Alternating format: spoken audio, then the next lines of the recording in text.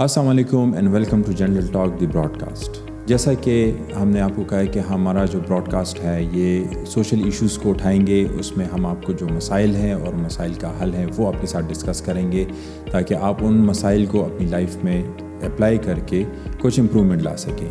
آج کا جو ہمارا ٹاپک ہے وہ ہے صفائی کے اوپر۔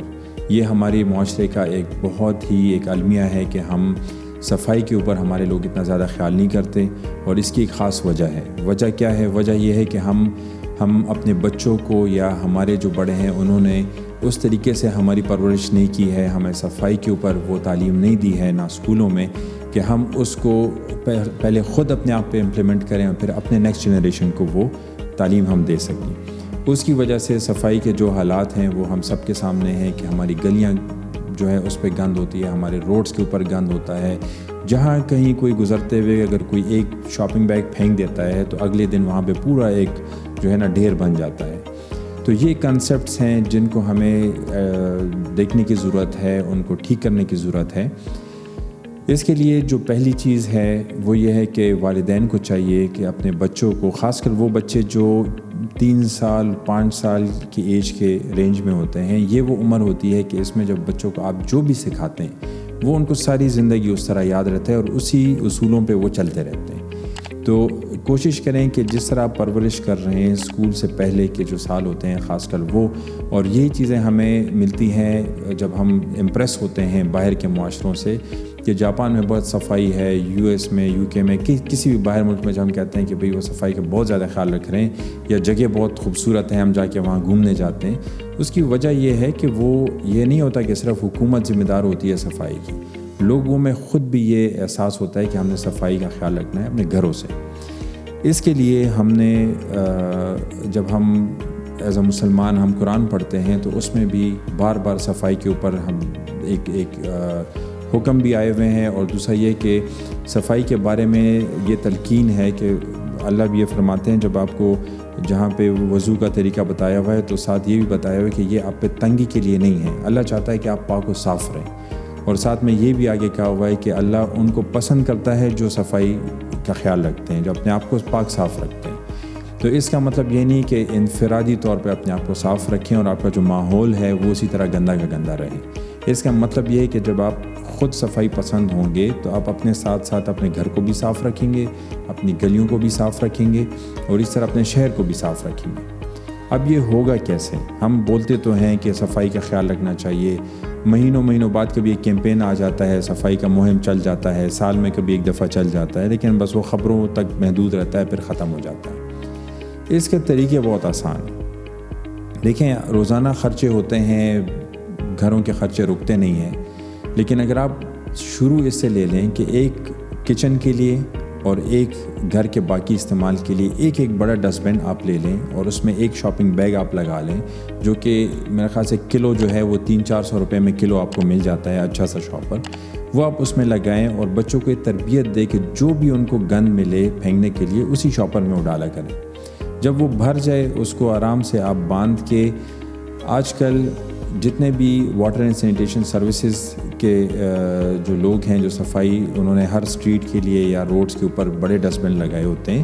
آپ نے صرف اتنی محنت کرنی ہوتی ہے کہ ہفتے میں ایک دفعہ جا کے اس کو نکال کے اس بن میں ڈال دیں۔ وہاں سے آگے پھر واٹر اینڈ سینیٹیشن سروسز والوں کا کام ہوتا ہے کہ اس کو کیسے کلیکٹ کرتے ہیں، کہاں پہ ڈمپ کرتے ہیں اور آپ کے شہر کو صاف رکھتے ہیں۔